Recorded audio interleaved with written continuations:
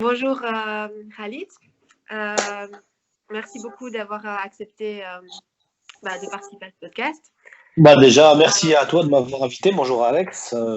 Merci, super. Excellente initiative, je tenais à le souligner. Donc super, bravo. C'est gentil. Est-ce que tu peux me dire quand tu as commencé vraiment le stand-up? J'ai commencé en 2017. Donc, faut savoir que j'ai fait 8 ans de radio nationaux avant, et j'avais envie de tester un truc plus libre, moins enfermé dans des codes, parce que voilà, la radio c'est comme ça. Donc c'est en 2017, je me suis lancé, je me dis écoute, allons-y, let's go. Et la première scène que j'avais faite, c'était en France, et c'était pour un festival qui s'appelait, oui, c'est un festival qui s'appelait 100% Rire. Et je faisais un sketch avec mon ancien directeur d'antenne, parce que c'était organisé par mon ancien directeur d'antenne, Centre France, je pense que c'était à... Comment ça s'appelle cette ville encore? Dans un centre culturel, un gros truc, hein, qui durait 2 heures en plus. Et là, j'avais fait un premier sketch, c'était le premier sketch que j'écrivais tel quel de ma vie, où je jouais dedans, évidemment. Et ça, j'ai écrit un sketch où on était à 2, donc c'est tendu, mais c'était très bien. Enfin, ça s'est bien passé. C'était en 2017, c'est ça? C'est ça, c'était mars 2017, toute première, c'est vraiment la toute première. Et puis après, je me suis dit, let's go, allons-y. Et donc, ça s'est bien passé, cette scène-là, alors t'en as un chouette souvenir? Voilà, oui, super, parce qu'en fait, ce qui est drôle, c'est que moi, j'avais bien retenu le texte, mais mon directeur d'antenne, qui s'appelle Evan Giguet, qui officie maintenant sur l'Essentiel Radio au Luxembourg, avec qui j'avais bossé sur Fun Radio, lui, il n'avait pas du tout retenu le texte. Donc, du coup, ce qu'il avait fait, c'est qu'il avait pris un livre, et dans le sketch, à un moment donné, on jouait deux personnes qui sont dans une voiture, en fait. Et lui, genre, quand il avait un trou, il allait chercher les... Oui, ok, excellent. Voilà, dans le bouquin, sauf que dans le bouquin, c'était pas les bonnes pages. Donc, on a commencé à improviser. J'avais une moustache. Non, il avait une moustache. Je la prenais, je la mettais chez moi. Puis lui, il la prenait. Ça a fait rire tout le monde. Ça a bien masqué le trou, parce que le trou, il était énorme. Mais c'est cool. On avait bien rattrapé le truc. Pardon, excuse-moi.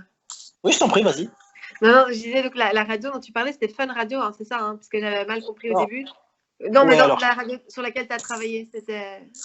J'ai travaillé sur Fun, j'ai travaillé sur Énergie, et j'ai travaillé sur Radio Contact. En vrac, je suis ici. Tu as plein d'expériences en radio, en fait. Oui, pas mal d'expérience. Après, c'est vraiment chouette. Vraiment, j'ai kiffé toutes les années passées là-bas, dans les 3 radios, les 3 médias. C'était vraiment super expérience. C'était Sniper, non? C'est pas ça? C'est ça. C'est exactement ça. Ouais, on va dire sniper. Et puis quand il fallait écrire des parodies, enregistrer des parodies, j'étais dessus aussi. Je proposais des chroniques en même temps aussi. Donc voilà, je proposais beaucoup de contenu et je snipais, parce que le sniper en radio, c'est le gars un peu, tu sais, pour ceux qui savent pas ce que c'est un peu comme le Laurent Baffy, c'est-à-dire qu'avec Ardisson, c'est bam bam, le gars qui lâche des vannes de manière très spontanée. C'était ça. Et du coup, moi, j'ai fait ça pendant des années. Je me dis, pourquoi pas faire de la scène, parce que voilà, c'était un gros morceau. Hein. Moi, et 5 ans après, jamais de ma vie, je me disais, je vais faire un one. Et puis en fait, je me suis dit, pourquoi pas. Il y a des gens qui le font, pourquoi pas. Sans spécialement d'attente précise, où je me dis, non, dans 2 ans, je vais être là. Dans 3 ans, je vais être là. C'est une grosse erreur de penser ça. Donc non, moi, j'ai dit, allons-y. Et voilà. Et du coup, la première scène, c'était en mars. Et puis la vraie première scène tout seul, c'était au Kings of Comedy, dans la scène ouverte de Bilal. Tout le monde connaît Bilal dans le game. Ah, lui, c'est le Casimir de l'humour. Hein. C'est le tout. Et il fait du bien, et je tiens à souligner qu'il fait beaucoup de bien au stand-up belge, vraiment, parce qu'il offre les scènes ouvertes au Kings of Comedy Club, qui n'est quand même pas n'importe quoi. Et ça, c'est vraiment, vraiment chouette, quoi. Et donc, du coup, ma toute première scène solo, c'était là. Quand je revois avec le recul ce que j'ai proposé là, je te jure, mais je sais plus, c'était pourri. Mais ça s'était bien passé. On va dire, c'était bien passé. Il a bien vendu le truc, sa première scène, on l'encourage, etc. Il y avait un public qui était bienveillant, comme au Kings, comme à chaque fois à sa scène ouverte. C'est très bien passé. Vraiment très content, en tout cas, de ce premier passage. Il y avait Funky Fab qui est venu me féliciter après. Funky Fab, pour ceux qui ne connaissent pas, c'est un des tauliers du game, du rire-jeu, comme diraient les rappeurs. Et voilà, donc première scène, c'était là, vraiment en solo. Et voilà. Ensuite, faut savoir qu'à cette époque-là, donc on est en 2017, faut savoir qu'il n'y a pas grand-chose, en fait. Il n'y avait pas beaucoup d'endroits, pas beaucoup de lieux où commencer. Le What the Fun commençait, je pense. Hein. Le What the Fun voilà, c'est ça. Et tu sais quoi, je on vais s'est te dire. croisés, non, What the Fun. C'est exactement ça. À ta première scène What the Fun, j'étais là, je pense. Voilà, c'est ça. Et je crois, et c'était pas ta première aussi, je pense. Moi, je pense que j'avais déjà joué. Ouais, je pense que j'avais déjà joué une fois avant, mais c'était ma deuxième, quoi. Ouais, non, moi j'ai découvert What the Fun, ils sont très gentils, très sympas, ils m'ont accueilli, ils m'ont dit allez viens. C'était au Floréo. Tout le monde adore le Floréo, c'est génial. Ouais, l'ambiance c'est génial, hein, ouais. Les gens sont super bien. Ouais, Rudy et Raph, franchement, ils m'ont accueilli à bras ouverts, ils m'ont dit bienvenue, viens, vas-y, tiens un micro, lance-toi. Puis voilà, ça s'est bien passé avec eux aussi. J'étais content.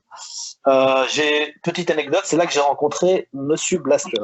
Tu connais, hein, oui. Voilà, c'est une première où j'ai rencontré là, et qui est complètement. Ceux qui connaissent pas Monsieur Blaster, allez voir ce qu'il fait. Il est complètement fou ce mec. Mais j'adore, c'est génial. Et voilà, donc ça c'était c'était la deuxième ou troisième scène. Troisième scène parce que j'avais fait ça il faut que je le raconte. J'ai fait une scène ouverte qui s'appelle la tricoterie. C'est à Saint-Gilles. Et en fait, si tu veux, il me dit que c'est une scène ouverte. Je dis, je prends. En fait, je suis arrivé là et ils m'ont dit, ça fait longtemps qu'on n'a pas eu d'humoriste. Moi, j'ai pas tilté tout de suite. Du coup, c'est cool. Et en fait, ce qui se passe, c'est que c'est un endroit, ça du côté de Saint-Gilles, un endroit très sympa. Hein. Il y a plein de monde et tout ça. Sauf que là, c'était des scènes ouvertes pour des concerts. L'humour, ils en ont rien à foutre. Donc, je me suis retrouvé face à des gens qui ne m'écoutaient jamais. J'ai eu 4 personnes devant moi qui écoutaient. Et ah ouais, non, c'était une horreur. Et ils parlaient plus fort que moi, les gens. Et même il y avait là aussi, pour te dire on va dire c'est là que j'ai rencontré Romain Scura. Je sais pas si tu connais. Oui, mais il a organisé les scènes à la Zanzinerie un moment. Je sais pas si tu as joué là-bas. Bien sûr, la Zanzinerie, c'est un délire. On pourrait en parler 3 heures, mais bon, bref. Très sympa, très bien aussi. Et c'est lui qui m'a parlé du collectif What the Fun, en fait. C'est Romain Scura qui m'a parlé du collectif What the Fun. Puis c'est comme ça, fil en aiguille, etc. Et on va dire cette scène-là, il a morflé aussi. Hein. Il passait juste après moi. Et putain, il fallait parler plus fort que les gens. Les 4 qui écoutaient, ils avaient mal au cœur pour nous. Et il y a un musicien après nous qui a pris le micro. Et du coup, je veux remercier les 2 humoristes. Ils ont fait preuve de courage. Ils ont tenu au bout. Parce que c'est vrai que quand tu montes là, tu te dis, je vais arrêter après 2 minutes. Et non, moi, j'étais déter. Je dis, non, je vais faire tout mon sketch. Je m'en fiche. Même si c'est pour 4 personnes, je le fais. Et c'était une expérience. Franchement, il y a des choses plus graves dans la vie. On est bien d'accord. Hein, voilà. Mais c'était marrant. Est-ce que tu as réussi quand tu vois que les gens t'écoutent pas?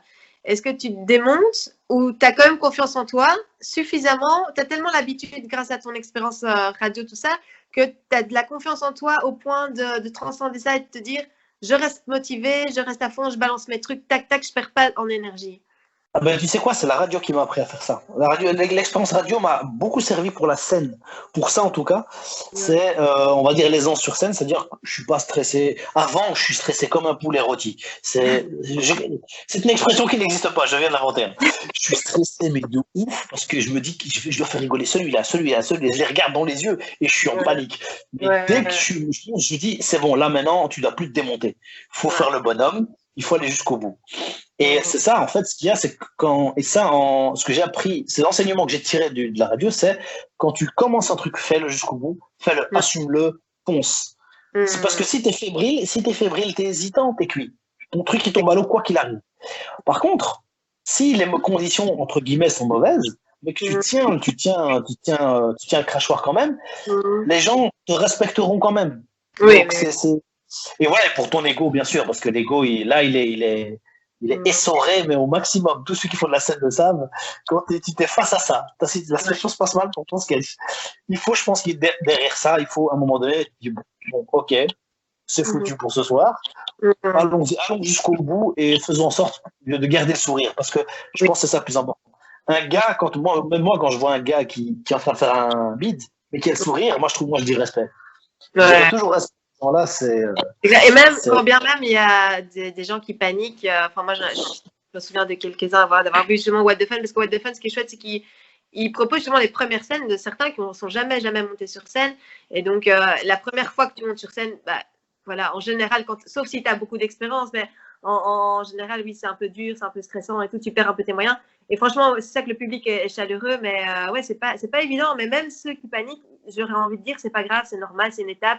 Et retente ta chance après, continue et progresse et après ça. Je pense que c'est le truc pour moi sur scène, c'est le truc le plus important à gérer, c'est ça. C'est ce que c'est. Là, comment tu gères tes bids. Pour moi, c'est très vite, c'est vital. Parce que si tu gères pas les bids, comment te dire? Mais ça s'apprend aussi, non? Tu crois pas que ça s'apprend voilà. Oui. Franchement, au bout d'un moment, mais il faut les manger. Hein. Il faut manger des bids. Hein. Faut bien en manger. Il ne faut pas espérer progresser en n'ayant que des beaux plateaux, des scènes où ça se passe super bien. Et le pire, parce que c'est traître, parce que tout début, moi, il y a des scènes quand j'y repense, avec le recul, ça s'était bien passé, mais quand j'y repense, je repense ce que je racontais à ce moment, je disais de la merde, mais c'était pourri. Mais les gens, ils avaient plein de compassion. Et c'est ça, en fait. Et c'est pour ça qu'à un moment donné, il ne faut pas se reposer. C'est dangereux. C'est dangereux quand tu as trop de succès successifs. À un moment donné, pas que tu prends la grosse tête, mais disons quand tu prends une mauvaise confiance. C'est-à-dire que tu penses que ce que tu proposes est bon, et puis quand tu te mets jamais en danger, tu ne sais pas ce que ton contenu vaut vraiment. Et c'est pour ça. Et donc, du coup, voilà, on s'essaye à plein de choses. On a joué dans des caves, dans des greniers, pas dans des jardins, dans des salons, on a joué partout. Pas pour, c'est vraiment pour manger de l'expérience scène et se dire, mon propos, le propos que je tiens, il doit être tout terrain. Il doit être tout terrain. C'est là, pour moi, c'est là qu'on voit la vraie valeur de ce que enfin, à mes yeux, hein, je dis pas. Ça, c'est ma vision, en tout cas, de la scène. C'est que comme ça qu'on peut vraiment, tu peux te dire, ok, je tiens un bon truc, ou c'est comme ça que moi j'ai jeté plein de trucs, et au début, oh là là, j'étais convaincu que c'était super drôle. Et tu disais qu'il fallait, que tu avais mis du temps, que ça se fait petit à petit, parce que donc tu as commencé en 2017, on est 2021, ça fait 4 ans que tu as commencé. Et donc, est-ce que parfois tu as aussi cette impression que genre il y en a, ils commencent et direct, ils ont, je sais pas si tu te dis ils ont plein de talent ou ils ont plein de succès, ou enfin tu vois. Et chacun son rythme et tout, mais c'est ça. Moi, j'ai pas de. Personnellement, moi, je vais te donner un exemple fulgurant de fulgurance. C'est Denis Richard, par exemple. Lui, je crois qu'on a commencé plus ou moins en même temps. Bon, il a son bagage et le mien, donc ça, c'est deux choses différentes. Mais lui, il a pris, comment te dire? Il a pris l'ascenseur, il a mis dernier étage, monsieur. Il a monté, il a grimpé les échelons et a juste dit, il est très doué, il est très fort. Laisse pas lui. Mais par exemple, moi, le premier auquel je pense, on parle d'ascension fulgurante, c'est lui. C'est incroyable. Et ce qu'il propose est très qualitatif. C'est différent de ce que je fais, ce que tu fais. Et ça, c'est ça qui est bien dans le stand-up, c'est que chacun vient avec son. Comme tu compares à un ascenseur, tu vois, il y a plusieurs étages. Au final, bon, voilà. Il l'a monté tout de suite au 10e. Mais enfin, à la limite, moi, je vais parler pour moi. Tu vois, je monte péniblement le premier étage, puis péniblement le deuxième, mais en attendant, je monte. Et c'est ça que j'ai envie de faire passer aussi dans ce podcast pour les jeunes qui veulent avancer, c'est qu'au fait, c'est possible d'avancer doucement aussi, tu vois. On n'est pas obligé de devenir Florence Foresti ou n'importe qui. Exactement. Voilà. Mais quand tu sais, quand tu regardes un petit peu, tu suis un petit peu tout ce qui se fait dans le stand-up, tu regardes les interviews, les podcasts qui se font, d'humoristes qui sont au top. Tu te rends compte du nombre d'années de galères qu'ils ont passé. Pas parce que il faut pas se déterminer. Pour moi, je dis qu'il faut pas se mettre un timing. Chacun a son rythme. On a tous des vies privées diverses et variées. Je veux dire, il y a des obligations aussi. Il y a plein de trucs. Il y a le talent, il y a la chance. Voilà, il faut des coups de chance aussi. Et puis il faut continuer aussi, tu vois, parce que le mec qui arrête, il est au 3e échelon, il reste au 3e échelon, tu vois. Mais le mec qui continue, voilà, il la monte son échelle à son rythme, tu vois. Moi, je pense que il faut pas se mettre. Pour moi, faut pas se mettre de mauvaise pression. Pour moi, faut pas regarder l'ascension des autres forcément. Faut pas se comparer. Voilà. Je veux dire, ce qui compte, c'est d'arriver là où toi tu veux arriver. Moi, je veux arriver. Pas mal de succès, hein, parce que j'étais sur ta page, là, t'as presque 4000 personnes qui aiment ta page. C'est quand même 4000. Je pense que pour l'instant, des gens que j'ai interviewés, c'est toi qui as le plus de. Si on peut aller, disons, quantifier le succès en termes de likes Facebook, c'est toi qui as le plus de succès, tu vois. C'est très gentil, merci de souligner. Seulement, il y a une réalité sur Facebook, ça s'appelle l'algorithme. C'est-à-dire que je peux avoir même 100 000. Quand je poste un truc, il y a 5, 6, 20, 30 likes. Tu vois ce que je veux dire? C'est ça le truc, c'est que l'algorithme biaise tout, mais c'est pas un repère pour moi, ça. Tu vois ce que je veux dire? Moi, mon repère, c'est ce que je propose aux gens et c'est le retour des gens sur scène. Si je vois que ça prend, les gens sont contents de passer un bon moment, pour moi, il est là le jackpot. Mais demain, moi, je peux acheter 300 000 likes. Ouais. Je m'en fous. Pour moi, pour moi, c'est pas ça le principal. Non, Le mais de principal, toute c'est façon, ouais, vraiment ouais, de faire rire les gens avec ton contenu et que tu vois que ça marche et que tu vois que tu es fier de toi. Et voilà, après, tu peux faire plus de scènes, j'imagine des scènes plus grandes ou quoi, c'est cool aussi, c'est quoi. ça. Voilà, c'est ça l'idée. Et puis de faire ça, avec le maximum de collègues aussi, hein, parce que au-delà de jouer, j'organise pas mal de plateaux. J'ai fait des plateaux concept, c'est-à-dire des trucs qui se faisaient pas avant. Tu Notamment, je organises vais le prendre. Rire Me Five, c'est toi qui organises le Rire Me Five, non? Avec le C'est collectif ça, Rire. avec le collectif Yourir aussi, grâce à qui j'ai fait pas mal de scènes. Justement, le collectif Yourir, ça, je les ai rencontrés après le What the Fun. Et moi, je dis, en tout cas, je tiens à le dire texto, respect au What the Fun et respect au collectif Yourir, grâce à qui le stand-up est monté en flèche depuis quoi, 2018. Parce que nous, comme j'ai dit, avant, moi j'avais commencé, Ouais. il y avait rien. J'ai dû aller jouer jusqu'à Lille, jusqu'au Spotlight pour aller avoir une scène ouverte. Il Spotlight, y avait le Samuel aussi, mais qui propose des scènes ouvertes.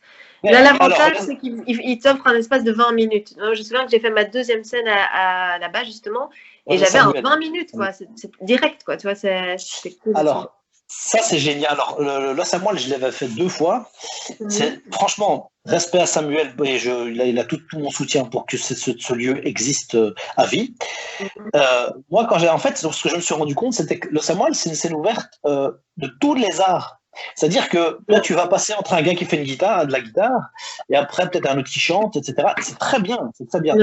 Mais pour l'humour, c'est une bonne école et il faut le faire. Pour moi, il faut le faire. Il faut passer par là.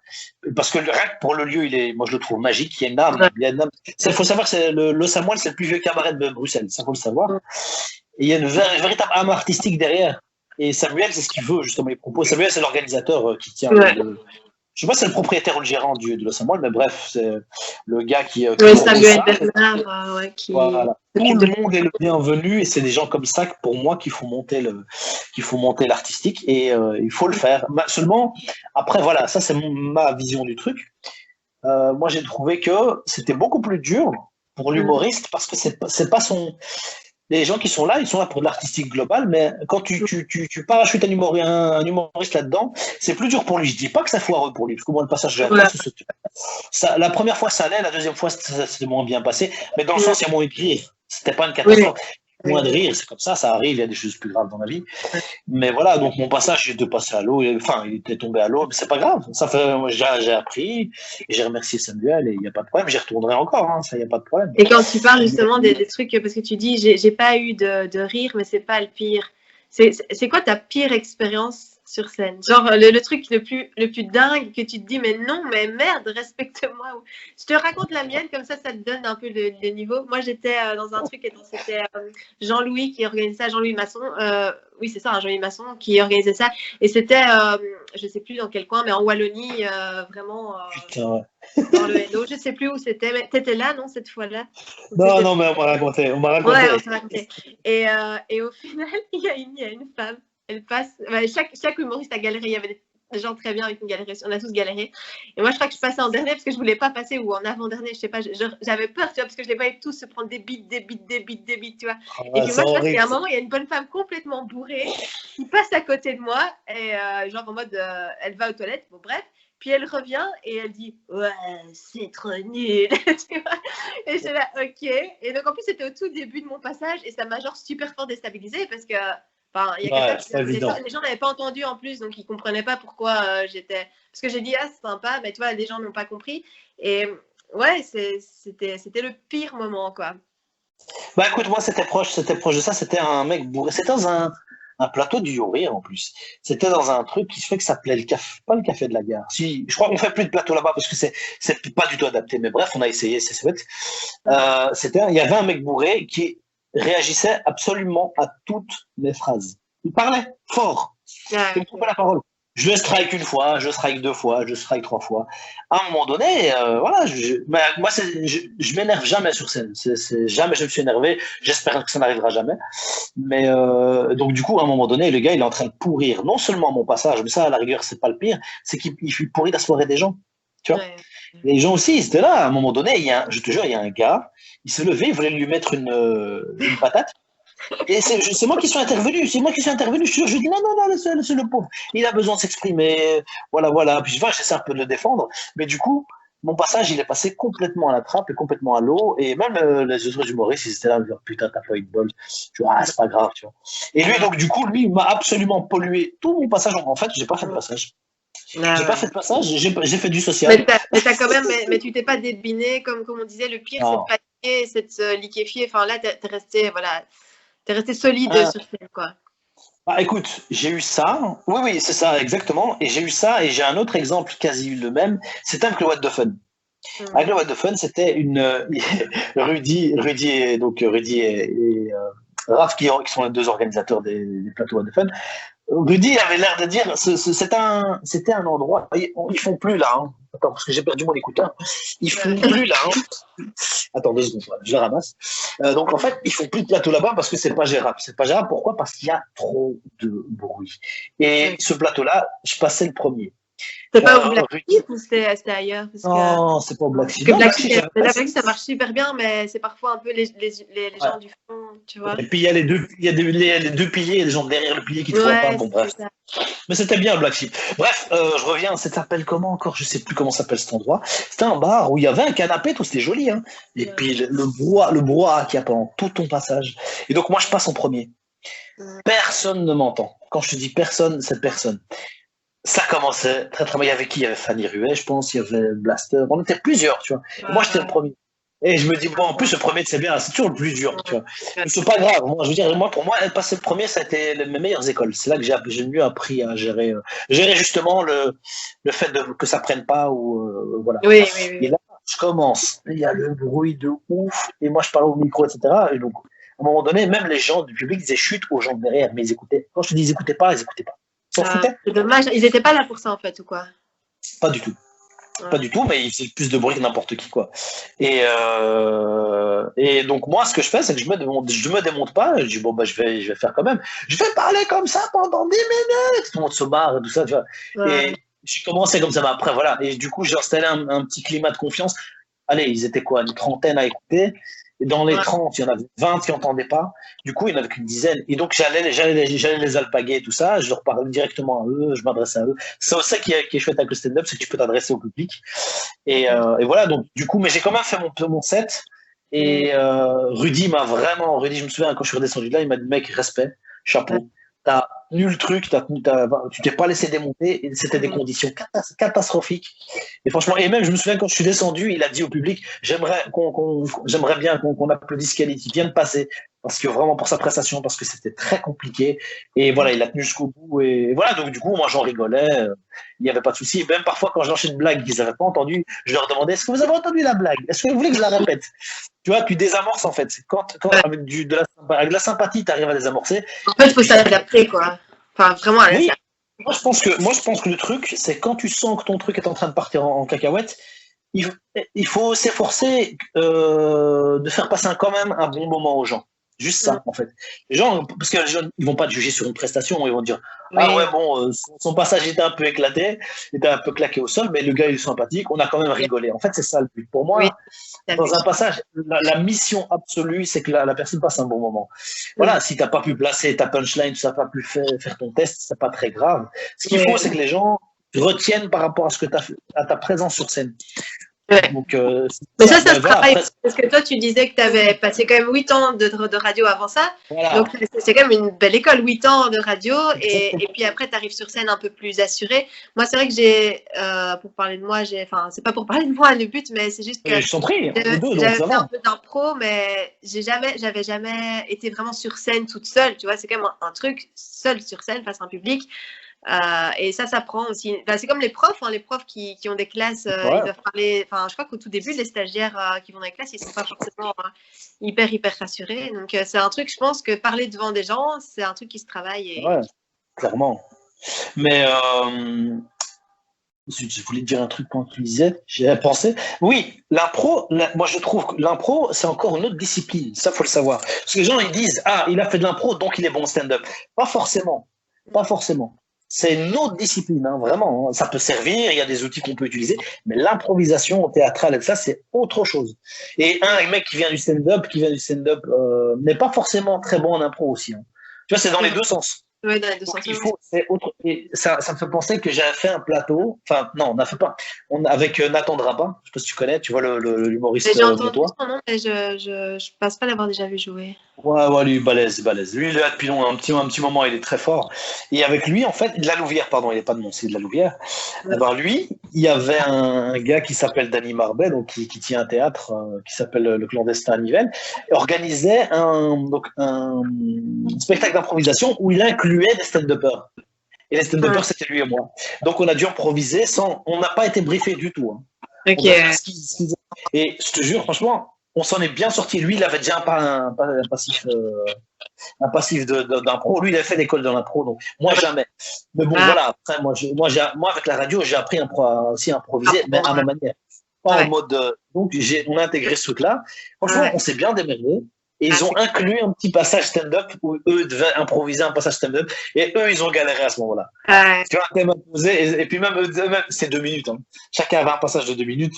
Il y en avait une qui a fait Gad Elmaleh. Elle a repris toutes les vannes de Nathan. Ça, c'était très drôle. Elle a fait le même passage exact, copier-coller. C'était très drôle. Ouais, tout ça pour dire que l'improvisation théâtrale, c'est encore une discipline à part entière. Et c'est vraiment, et c'est balèze aussi, attention, c'est très très costaud, il faut être fort. Mais pour moi, c'est encore très très différent. Ouais, il faut être fort, mais pareil, j'ai envie de te dire, ça prend aussi, parce que il y a des gens qui ont du talent de dingue et ils font leur premier coaching d'impro et ils éclatent tout le monde et tout ça. Mais il y a aussi des gens que j'ai vus en impro beaucoup progresser, même en stand-up aussi. Hein, je vois des gens que j'ai vus jouer à une époque et puis je les revois après. Que c'est dingue la transformation.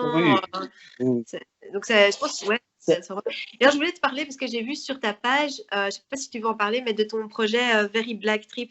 Parce que ça m'a un peu intriguée. Je me suis demandé, donc tu veux faire une tournée d'humoristes en Europe, c'est ça? Je n'avais pas bien compris en fait. Alors, en fait, pour résumer, c'est ça. Alors, je t'explique un petit peu le topo. Ce serait donc l'idée, donc Very Black Trip, c'est donc une tournée de 5 humoristes belges à travers on va tourner on va jouer dans des plateaux dans 4 pays d'Europe différents. Il faut savoir que c'est des plateaux et des pays où j'ai déjà joué, c'est-à-dire Berlin, j'étais joué à Berlin, en Suisse à Lausanne, Luxembourg, donc Differdange ou Luxembourgville, je connais, j'ai des trucs, en France évidemment, Lille, Paris, et en Belgique évidemment. Donc il y a 5 pays. Et en fait, on fait une tournée qu'on va filmer H24 et qu'on veut proposer sous forme de reportage en fait.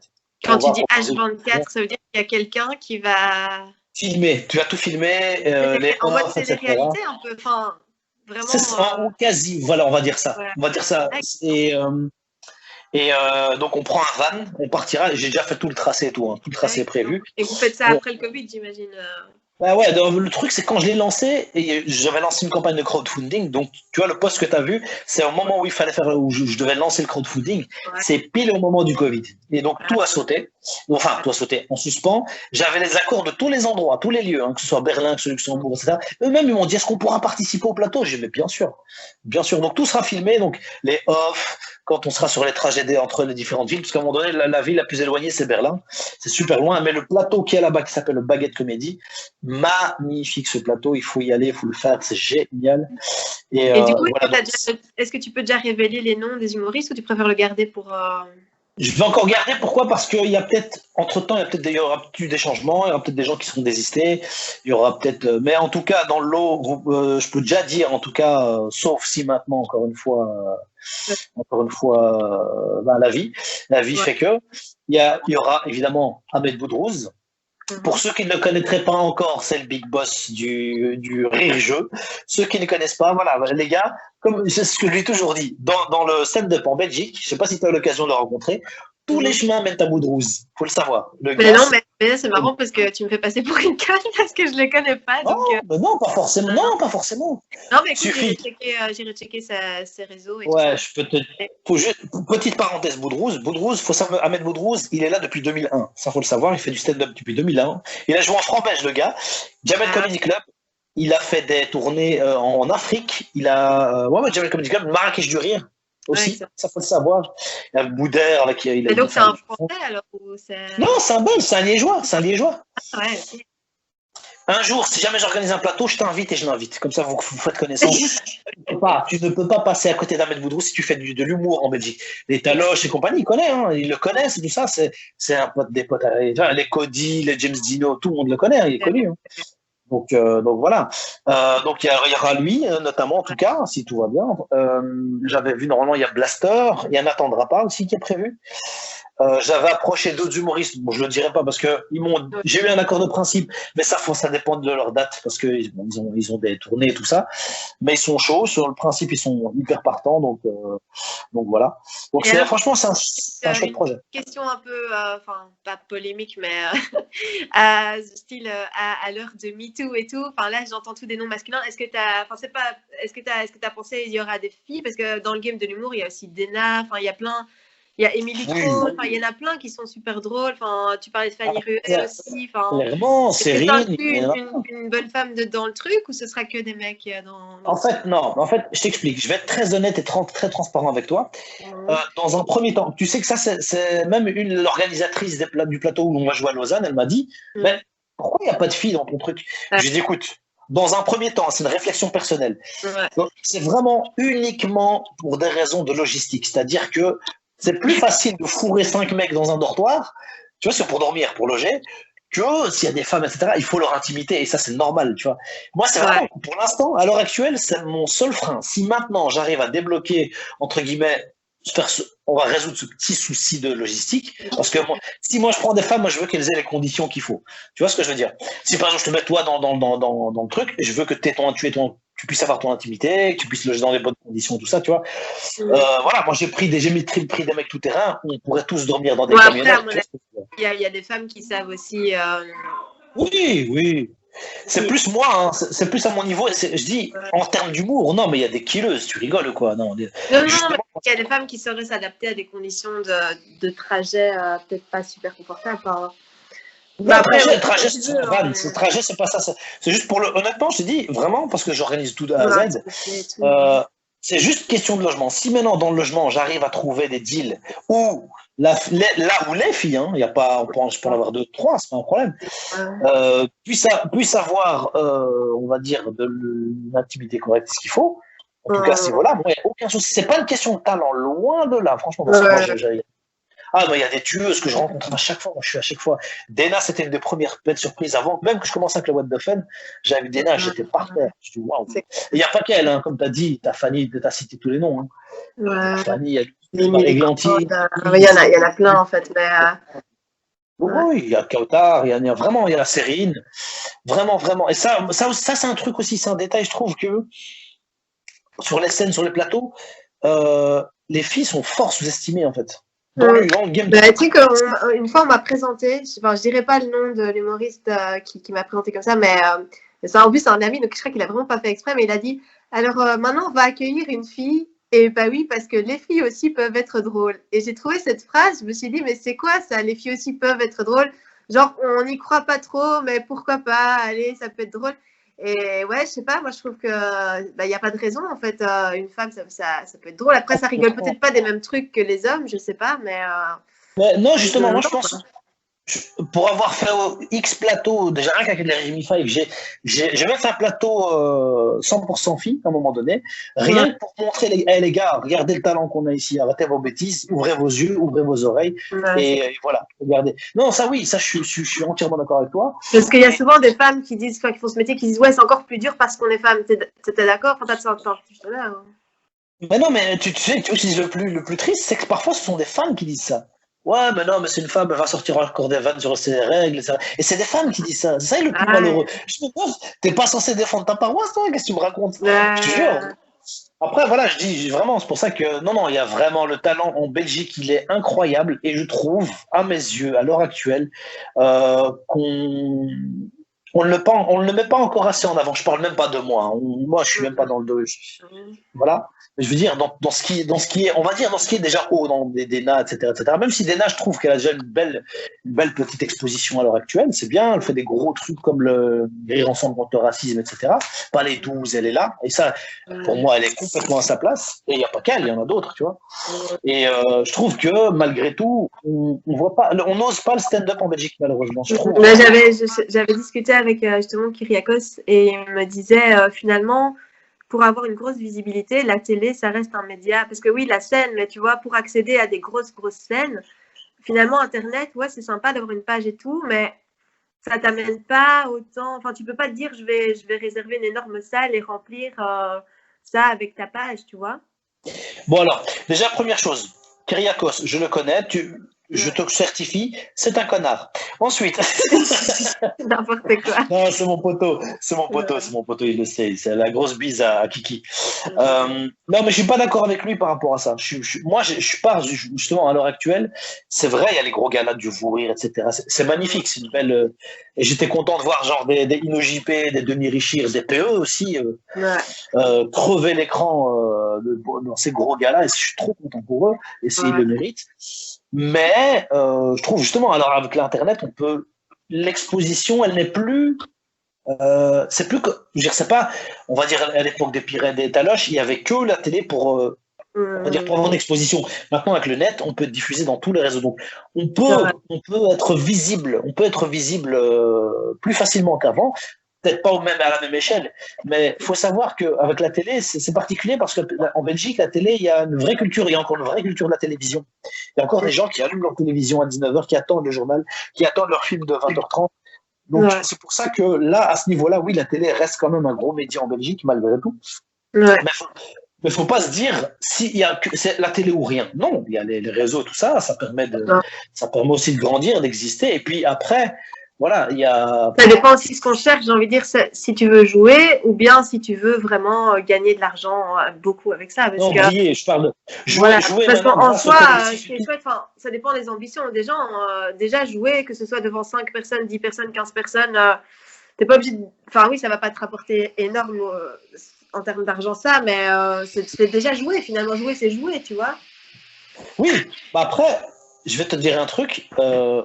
Pour avoir joué devant mon record absolu, hein, Ouais. je devais présenter un spectacle de danse avec 300 danseurs, etc., du côté au plan Kiné de Ronquière. Mhm. Euh, et en 2 jours, et moi, j'ai dû faire un sketch de 15 minutes en introduction. Et écrit 100% que pour l'event. Je suis très content, il a bien marché, j'étais hyper content. Mais le premier jour, il y avait 900 personnes. Le deuxième jour, il y avait 700. Donc, il y avait quasi 1600 personnes en 2 jours. Tu sais que c'est plus facile de faire rire 900 personnes que 15. Je te jure que c'est vrai.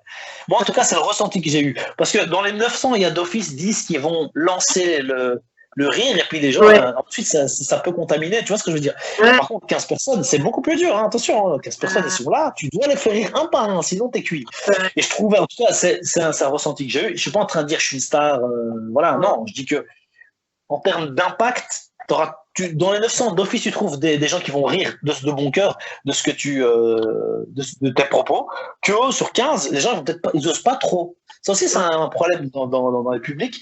Le public stand-up, enfin, je veux dire, le public de tout spectacle d'humour, très Ouais. souvent, on est confronté à des gens soit qui rient de manière silencieuse, tu les Ouais. vois, ils sont morts de. Mais tu dis, mais rigole, j'en ai Fais du besoin. bruit, quoi, fais du bruit, voilà ça, ouais, vas-y. Ils osent pas, en fait, ils n'osent pas rigoler devant autrui. Et c'est pour ça Ouais. que moi, chaque fois dans les plateaux, je dis les gars, hey, on est à la cool, personne ne vous juge, rigolez sur une citrouille, une chèvre, un citron, on s'en fout. Les gars, on Ouais. est là pour rire. Et vous allez voir que d'autres, en fait, vous allez vite vous rendre compte que d'autres riaient de la même chose que vous, en fait. Et c'est ça. Et je trouve que justement, c'est ça au niveau de l'humour, c'est ça. Moi, je trouve ça fou. C'est incroyable. Et on y est tous confrontés, ça. Hein. Donc, voilà, c'est fou. Et alors, j'avais une question aussi, parce qu'en fait, c'est un peu le but du podcast aussi, c'est de s'adresser aux jeunes, ou pas forcément jeunes, mais enfin, disons aux novices qui aimeraient Ceux se qui lancer. commencent, voilà.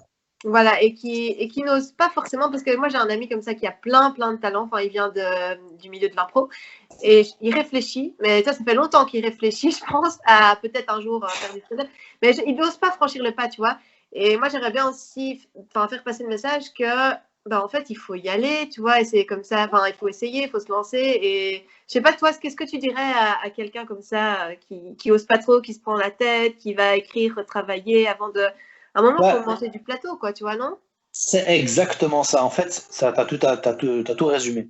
Le truc, c'est, il y a pas de, en stand-up, il n'y a pas de secret. Tu peux faire tout. Il y a plein d'ateliers qui sont organisés, tout. Et ça, c'est génial. C'est très bien, atelier d'écriture, tout ça. C'est très bien. T'apprends toutes les techniques. C'est bien. Je trouve, ça te permet de monter sur scène avec un petit peu de, voilà, t'as des outils. Maintenant, il n'y a rien à faire. Il n'y a rien à faire. Tous les stand-uppers sur Terre te le diront. Tu dois manger de la scène. À un moment donné, tu dois passer le cap. Tu dois on va dire ça vulgairement, tu dois te dépuceler scéniquement.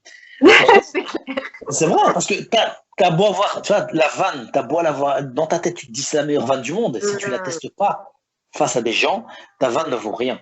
Elle ne vaut et elle n'existe qu'à partir du moment où elle a fait rire des gens. De toute façon, après, si ça peut les rassurer, il faut se dire une chose. Dans tous les trucs d'humour que j'ai pu faire, les plateaux organisés ou participer, le public, en vrai, le public, quand ils savent que tu débutes, ils sont toujours bienveillants. Ça veut dire quoi? Ça veut dire qu'ils vont se mettre à ta place quand tu vois qu'une vanne n'est pas passée. Il y en a qui vont sourire, il y en a qui vont essayer de. Ils vont t'accompagner. Faut pas croire que tu vas te jeter dans la fosse au lion, ils vont te jeter des tomates sur la gueule, ça n'existe pas, ça. Tu vois ce que je veux dire? Les gens, le public est intelligent, le public fait preuve de compassion, ils se mettent à ta place, ils disent n'empêche, le gars il est là, moi jamais de ma vie j'aurais ne fût-ce que gravi la marche. Ça, faut pas oublier ça. C'est la majorité des gens ne sont complètement pas à l'aise face à d'autres gens tout court. Que ce soit pour des blagues ou juste pour parler. Alors déjà le fait de monter sur scène, déjà moi quand je suis monté sur scène la toute première fois, ça m'a enlevé un poids incroyable parce qu'il fallait la première. Et quand j'ai fait la première, je me dis ah c'est ça alors, c'est comme ça que ça se passe. Ouf, ça va, ok.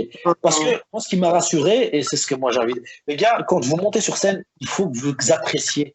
Vous appréciez le fait d'être sur scène. Parce que le chemin est variable. Le chemin, il y aura ça demande beaucoup d'apprentissage. Si vous vous amusez pas, le temps va être long et vous allez baisser les bras. Déjà, pour moi, ça c'est moi le conseil que je dis, amusez-vous. Sur scène, vous devez vous amuser. C'est pas un examen de passage. Moi, je le dis, je le fais chier. Je me chie dessus avant chaque plateau, sans exception, clair. Parce que je pars pas, même si j'ai du bagage, même si j'ai zéro garantie de faire rire comme ça. Parce qu'il y a des fois, on va pas se mentir, où tu étais en confiance, tu dis ah vas-y, bon, je vais faire ça. Tu montres, rien ne fonctionne comme prévu. C'est ma faute. Et ça, c'était ma faute. On va dire, j'avais pris de la confiance mal placée. Et c'est là que moi je disais, garçon, chaque public est différent. Chaque public, tu dois le faire rire comme si c'était la première fois. Tu dois y aller une fois le charbon. Et les gens, ils apprécient quand tu te donnes à fond sur scène. C'est vrai. C'est ça qu'il y a. Et ça, j'ai déjà été complimenté par rapport à ça. C'est justement, le fait, c'est que tu donnes l'énergie, tu te donnes. Et je pense que c'est ça, les gars, donnez-vous. Il n'y a pas de honte à se prendre des bides. Tout le monde se mange des bides, tout le monde se mangera des bides. Il n'y a pas de honte. Ça, c'est un. Et de deux, moi, je dis, les gars, allez-y, osez. Trois, amusez-vous. Il n'y a personne qui va dire, il a fait un bide, son plus gros plateau, il a fait un bide, il est mauvais. Non, il y a des mauvaises langues, comme dans tous les domaines. Il ne faut pas écouter ça. Il ne faut surtout pas se comparer. Ça, c'est très important, il ne faut pas se comparer. Toi, c'est toi. Peut-être que tu vas mettre 3 mois, ou 6 mois ou un an, et puis après, ta marge de progression, elle sera peut-être plus exponentielle. Tu en as qui montent très vite et qui stagnent. Ça, c'est le pire. Pour moi, la scène, c'est un supplément. Moi, je le dis, je vais parler pour moi et tous ceux que je connais qui... sincèrement, ils s'amusent quand ils sont sur scène. On voit qu'ils sont contents d'être là. Tu vois, ils sont là, ils sont détendus. Je dis pas, je dis, je stresse tout le temps avant, parce que justement, je me dis, je dois les faire rire coup de coucou, je m'en fiche. Même si à un moment donné, je dois baisser mon pantalon, là, je parle. non. Oui, c'est ça que je voulais dire. En fait, tu parlais d'énergie. Et donc, moi, ce que j'ai déjà remarqué, c'est avec le même texte. Vraiment le même texte, parce qu'il y a beaucoup de gens qui te parlent du texte, tu dois retravailler ton texte, machin. Moi, le même texte exactement, un jour, ça va cartonner parce que je donne tout. Le lendemain, je sais pas pourquoi, je commence mal, je prends pas trop la confiance, j'en sais rien. Le même texte, je me plante complètement, tu vois. Et je crois que c'est pas la faute du public, parce qu'on a vite fait de dire c'est la faute du public. Moi, je pense que c'est aussi, si tu donnes tout, eh ben, un texte, même un bête texte, ça va être marrant, en fait.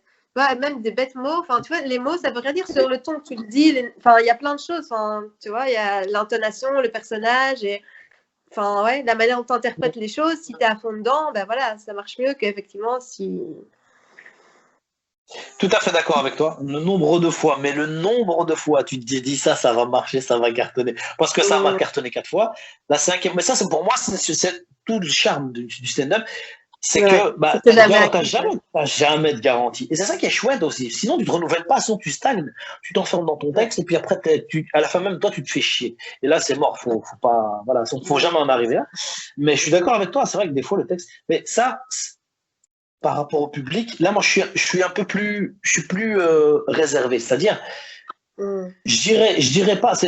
Tu as en partie raison quand tu dis c'est pas toujours la faute du public. Parfois, c'est moi. Ouais. Je dis, on a merdé, et puis c'est tout. Ça arrive et voilà, ça fait partie de l'apprentissage. Mais parfois, on est confronté à un public soit qui n'est pas spécialement habitué, soit par exemple un public qui mange. Ça, c'est une catastrophe. Je dis, c'est en train de manger, ça t'écoute pas. Ah, c'est le steak qui compte. Le steak qui m'a coûté 17 €. Je veux qu'il soit bon. Toi, tu n'existes pas. Ouais. Tu es un hologramme. Ouais, c'est ça, Un exemple, hein, je caricature un peu, c'est un exemple, mais par exemple, parfois il y a des publics, par exemple, le gars qui parle fort pendant que tu es en train de jouer, ça casse aussi, tu vois. Maintenant, ouais. je suis d'accord, je te rejoins, c'est 1%. 99% du temps, c'est toi.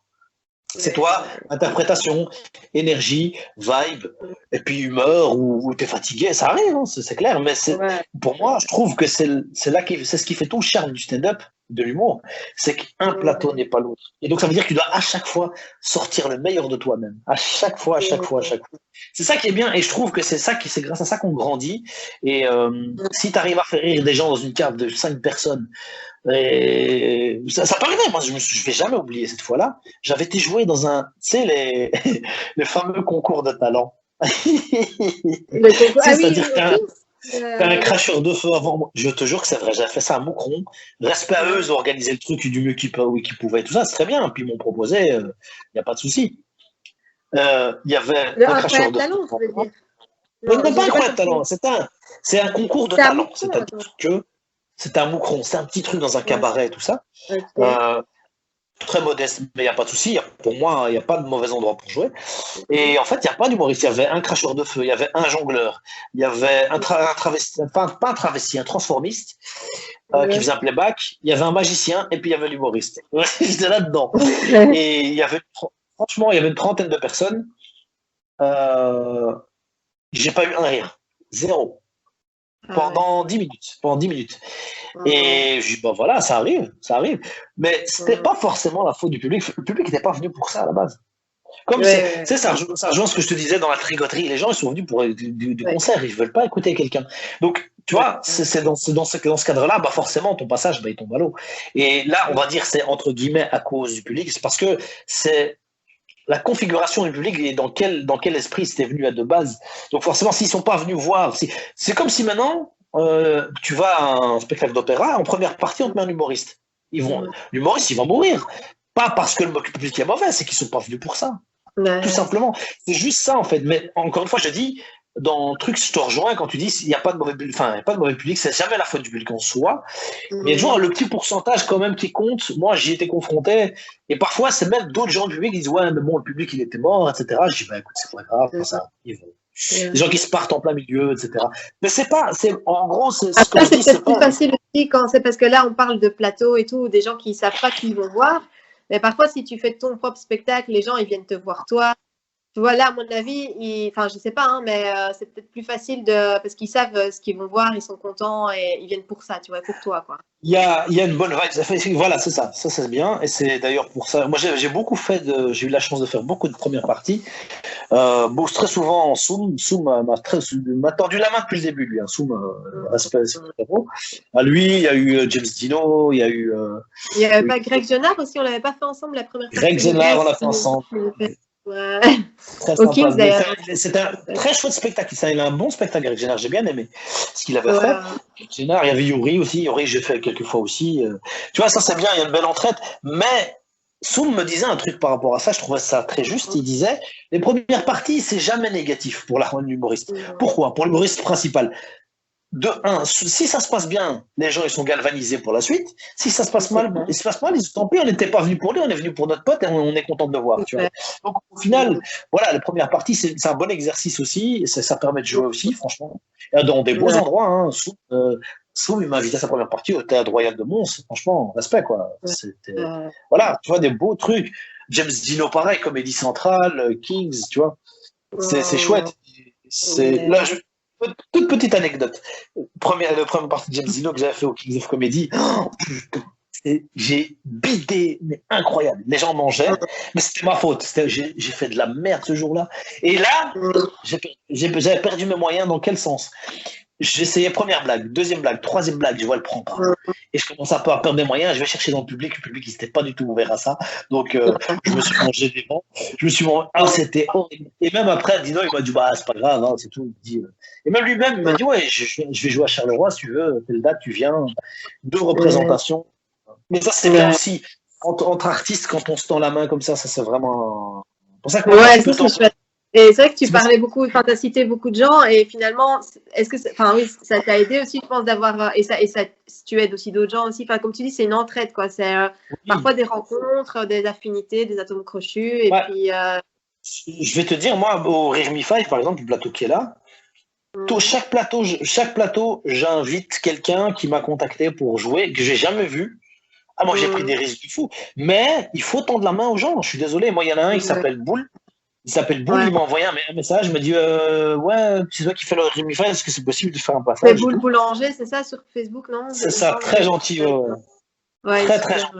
Et c'est pas mal ce qu'il fait, c'est pas mal. Bon, évidemment, il me l'a dit lui-même, j'ai fait 2 scènes, mais c'était intéressant, Et lui, je lui dis, viens. Je dis, viens. J'ai jamais vu. Il y en a plein, ils m'ont dit, t'as pas vu avant, t'as pas envoyé de vidéo.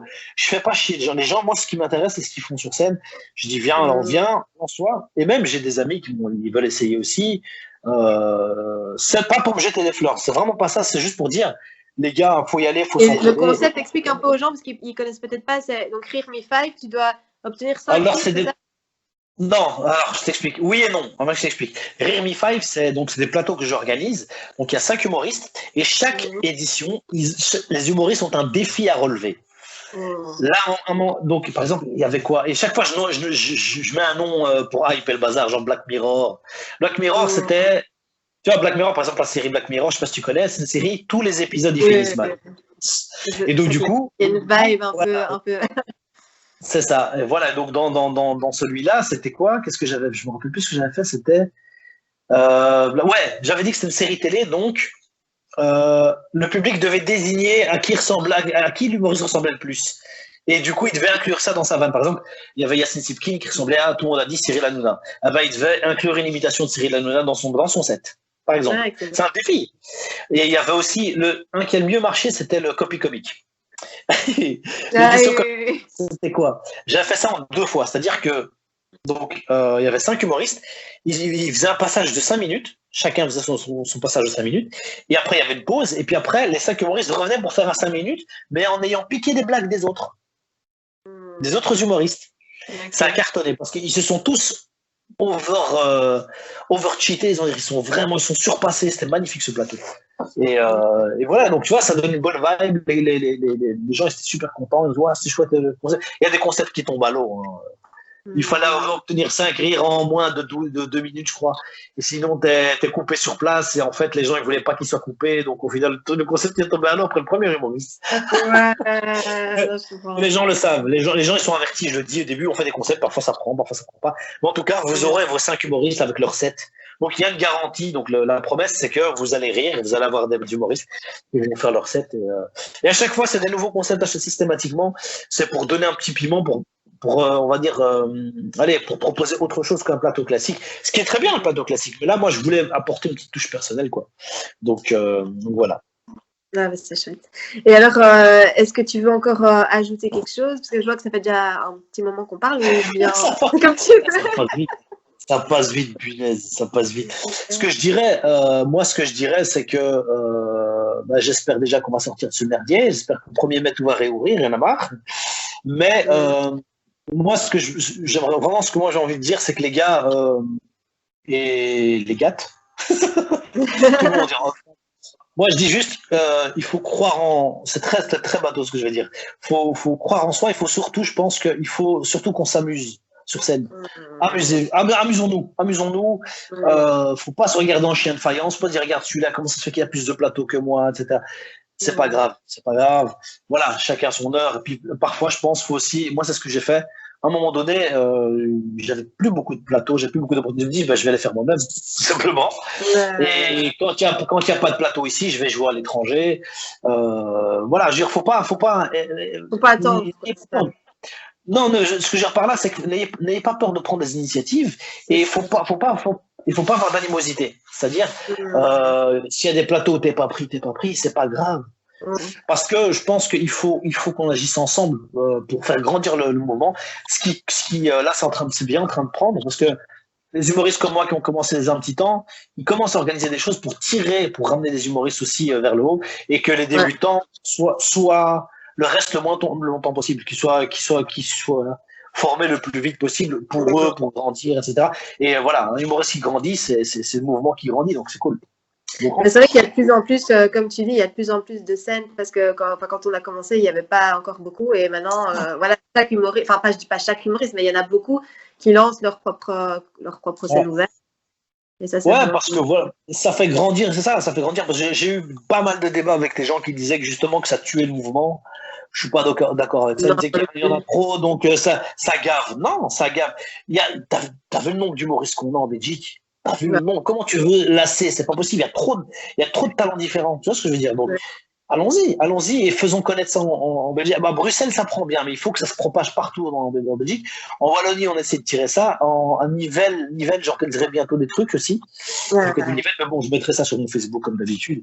Et voilà, donc on voyage et je pense que faut garder une bonne vibe entre nous, entre humoristes, serrer les coudes. Les gars, pas d'animosité. S'il y en a un qui réussit, on l'applaudit, on lui donne de la force. Et voilà. Enfin, moi, en tout cas, je suis dans cette dynamique-là. Il y a peut-être des gens qui m'apprécient pas humainement, mais ça, c'est comme tout le monde. Tu vois, on peut pas plaire à tout le monde. Mais en tout cas, moi, je donne de la force à tout le monde. Voilà. Il y a peut-être des gens après. Moi, je fais la part. Après, je te laisse tranquille. Moi, je fais la part. Faut faire la part des choses. Par exemple, moi, je vais parler pour moi. Moi, je connais des gens que j'apprécie, qui m'apprécient, mais qui n'apprécient pas forcément ce que je fais sur scène. Tu vois. Et ils ont le droit. Pour moi, ils ont le droit. C'est pas moi, je vais pas leur en vouloir parce qu'ils n'aiment pas ce que je fais. Tu vois ce que je veux dire? Ça veut dire que si toi et moi on s'apprécie, moi je dois t'obliger à aimer ce que je fais et inversement. Non. Non. Si t'aimes bien. Mais après, il y a une différence entre pas aimer et casser la personne. Tu vois ce que je veux dire? Enfin. Oui, mais on est bien d'accord. Oui. C'est pour ça que j'appelle à l'unité, c'est dire les gars.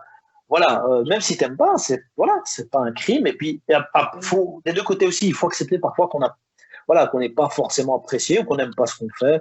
Moi, c'est ça. Moi, je vais te dire, par exemple, quand j'ai participé à Rémicourt, le concours qui n'existe plus malheureusement, c'était passé en demi-finale. Et ce qu'il m'a dit, l'organisateur m'a dit au début, et j'aimais pas ce que tu faisais avant ce concours-là. Je t'avais déjà vu. Il m'a dit, je t'avais déjà vu, j'avais pas aimé ce que tu avais fait. Et là, tu es revenu avec complètement autre chose, et ça, j'apprécie. Et voilà, et je le dis, je le montre. Et tu vois, j'ai pas pris ça personnellement au début, parce qu'il a pas dit que j'ai une bonne prestation. Donc, les gars, faut vraiment séparer les deux. Faut pas, allez, pas d'animosité, les gars. Et puis, les gens qui cassent les autres, pour eux, moi, je suis focus sur les bonnes ondes. Entraînons-nous, encourageons-nous. Puis voilà, puis si t'es pas obligé d'aimer, c'est pas ça, mais bon, voilà, si on se donne des coups de pouce, peut-être qu'on peut tous progresser aussi ensemble. Il n'y a aucun problème avec ça. C'est clair. C'est un beau message et ça clôture bien. Enfin, sauf si tu voulais encore dire un truc, je sais pas. Non, c'est bon. Sinon, en tout cas, je voulais te remercier, moi, d'avoir répondu présent parce que c'était cool. Et voilà, comme je te dis, tu as une grosse pointure dans l'humour en Belgique. C'est gentil. Ça fait t'as participé à plein de scènes. Enfin, je sais pas si tu les comptes même plus, à mon avis. Si tu devais dire le nombre de scènes, je crois que tu n'arriverais même pas. Franchement, je sais plus. Mais c'est pas le nombre qui compte, c'est ce que je propose maintenant. Enfin, si on doit chiffrer, enfin, je veux dire, pour les gens qui écoutent, allez, t'as 4000 abonnés sur ta page, t'as fait des centaines de scènes. Enfin, d'accord, c'est pas le nombre qui compte, mais enfin, je veux dire, ça donne une idée quand même, quoi. Il doit y avoir un peu de positif quand même, je suis d'accord. Voilà, ça, quoi. En fait, c'est 4000 abrutis qui me suivent, on ne sait pas pourquoi. Exactement. C'est ça, je les ai achetés. Ils sont tous, quand tu vas regarder leur adresse, ils sont tous au Pakistan, au Kyrgyzstan, je les ai tous achetés. Non, mais ce que je veux dire par là, c'est que là, aujourd'hui, je kiffe comme en 2017. Dans le sens, c'est-à-dire, je kiffe autant qu'au début, et je pense que je vais toujours kiffer. Le jour où je kiffe plus, j'arrête. Parce que j'ai plus de raison d'être là. Si moi-même, je n'aime pas ce que je fais. Donc, pour moi, le vrai moteur, c'est ça. Et tu vas plus compter les scènes, tu vas plus compter les beats, parce que tu t'en fous. Parce que le but, c'est de kiffer, de progresser aussi, évidemment. Ouais, d'accepter un petit peu parfois l'erreur, d'accepter l'erreur, de se dire là j'ai merdé. Et voilà, mais je pense il faut absolument kiffer et moi je kiffe de dingue et voilà. En tout cas, ça se ressent, t'as une super bonne énergie et quand on parle, t'es passionné et tout. Et donc, merci beaucoup. Merci.